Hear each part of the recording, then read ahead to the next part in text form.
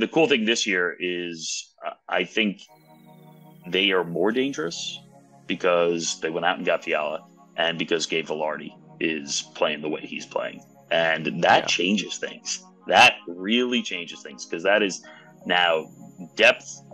Now you're putting other guys into depth scoring situations and making, Gabe Velarde, who you picked high and you'd hoped would become this type of player, now healthy, doing this, looking like an elite type player.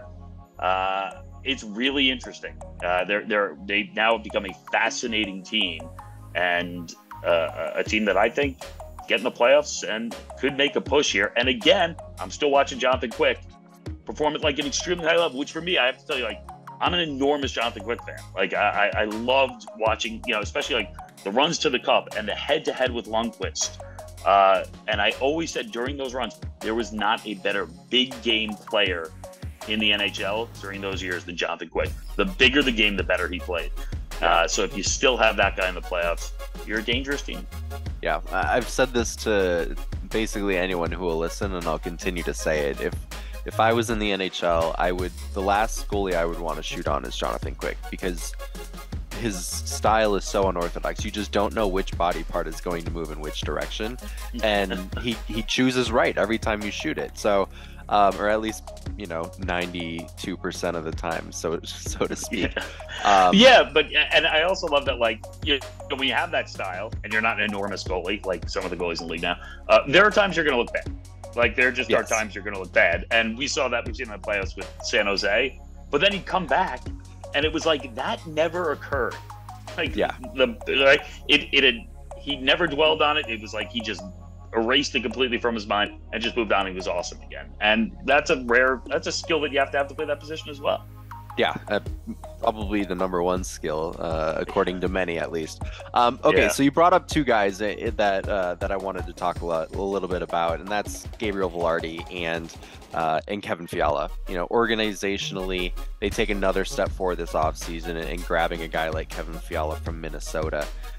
And then all of a sudden, like you mentioned, you get Gabriel Velarde playing at the level that many hoped he would play, but not a lot of people expected because of some of the bumps that he has had in the last year or two. Those two now playing at the level that they're at, how much more dynamic do the Kings get? I think they get much more dynamic. And here's the other thing, because I don't think you can sit there and say that Dano is going to be a 25-goal scorer, to a 30. You can't just say that. And the truth is, you don't want to lean on him that way. You want him to be able to, right? You want him to say, all right, I'm going to shut somebody down and make someone's life miserable on the ice. And if I do that, I've done my job. And then if I happen to score, great, I score. So the fact that you can take that pressure off, and it takes pressure off a guy like Kopitar, who there's always pressure on to just carry the load. Yeah. It's for the last 15 years. Exactly. But as he gets older, you can take a little bit of the scoring pressure off. It really does change things. And I love watching Kevin Fiala the last few years. And what I really, and I hope Kings fans really get to appreciate it, is when that guy's on a heater. Like, there are few people in the league. I think Mika Zibanejad's that type of player too. It's like, you look up Mika Zibanejad, you're like, all right, he's having a nice year. And then, like, he has 2 weeks where you're like, what? Is he the MVP? Fiala has those spurts where when he's playing with confidence, it feels like the game's coming to him easily, scoring's easy, and he's just creating plays and picking up points. So if you get that at the right time, you get that in the playoffs, it changes things. And Velarde, in some ways, I mean, considering from what, you know it better than I do, but from what I've read and what I've heard, I mean, there are people who really seriously question whether this was going to happen at all. But, after the injuries and the ups and downs, is this story, over in LA? And now, I mean, this is an amazing chapter. I feel great for him, because you really want someone who was drafted high to be able to experience what they should experience in the league. So it's a great thing for him. But it makes the Kings dangerous, and I think it makes the Kings dangerous in many ways just because it takes the pressure off some of the big names. Yeah, you're very right. Going into training camp, Velarde was looked at as someone who, if he didn't perform, very well could have ended up on waivers. And given his past and his draft status, there was a likely chance he would be in another organization. You mentioned Kopitar and you mentioned Quick, and there's another piece to that trio in terms of leadership in Drew Doughty. Last year, played the least games of his career in a season because of multiple injuries. What do you make of Drew Doughty and his emergence back into the NHL this year, but then on a greater scope, the leadership that those three have given what they've been through?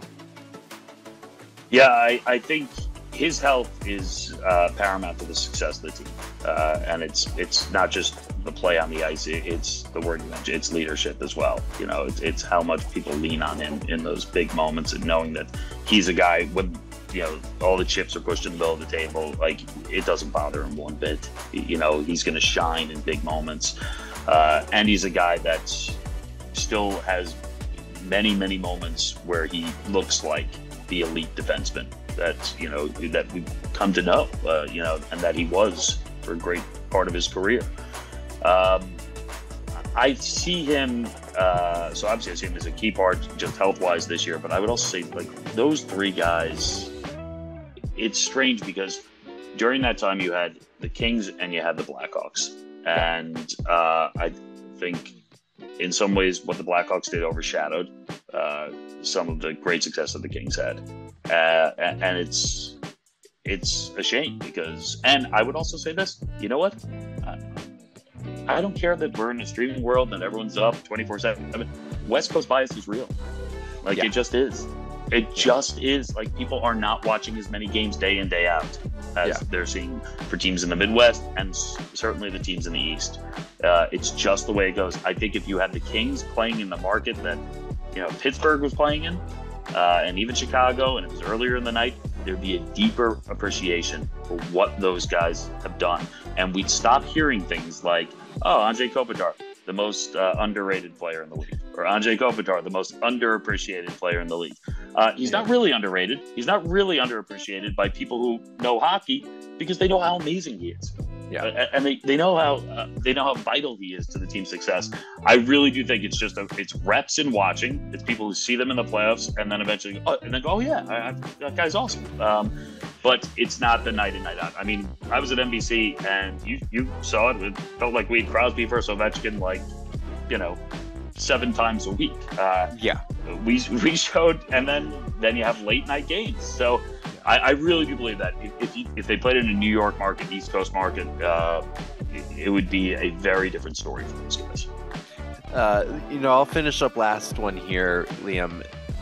The Kings, they're off just above 500 at this point in the season. They're coming off of a good homestand. As of right now, where do you see them in the Pacific Division? All right, so I look at it this way. Seattle's been a surprise. And it's no longer a game that you can just sit there and say, all right, check the box, that's a win. You better get your points, because this is an easy one. So that changes things a little bit. I don't see Calgary as highly as a lot of other people do. And I think for me, it was just a situation where the chemistry was so great last year. If you make that many moves, even if you bring in big players, doesn't mean that automatically right away they're going to be great together. It's going to take some time. So I think they grind away a little bit. I think Edmonton is going to be a team that is going to win 5 or 6 games in a row and then lose 5 or 6 games in a row. It's just going to be that team throughout the year. Sounds familiar. Yeah, sounds familiar, right? Exactly. And guess what? They're going to be like, I don't know if we have the goaltend, or what about the structure? Like, that story's going to remain the same. Yeah. The great thing about LA right now is if they can avoid the injury bug, they're steady. I really do think there. It should be, right? They should be steady. So for me, I see them in the top 3 nearly the entire way there. There's no reason why they shouldn't be.